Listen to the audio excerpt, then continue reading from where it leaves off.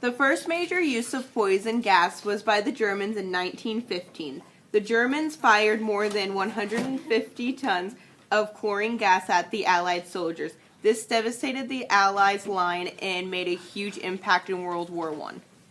However, toxic smoke has been used in warfare since ancient times. In 1912, the French used small amounts of tear gas in police operations. Since then, Germans began to take poison gas to another level.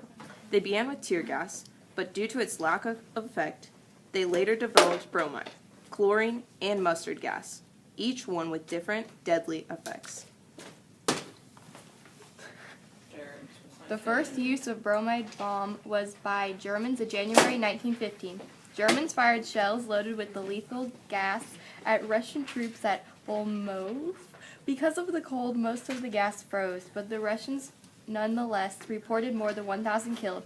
Bromide gas causes chest tightening, coughing, sore throat, shortness of breath, burning of the tongue and mouth, diarrhea, vomiting, and usually death.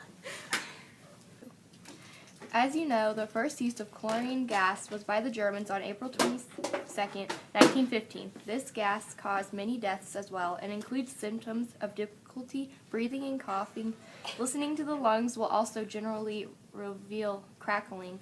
There will generally be sneezing, nose irritation, and throat irritation. The most effective gas of World War I was mustard gas. Germans used it in 1917 against British and Canadian soldiers. This gas caused burning of the skin, eyes, and respiratory tract.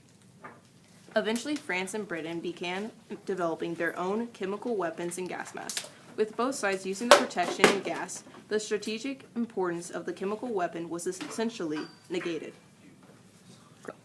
Since World War I, chemical warfare has decreased. In 1990, the U.S. and the Soviet Union signed an agreement to cut their chemical weapons arsenals by 80%.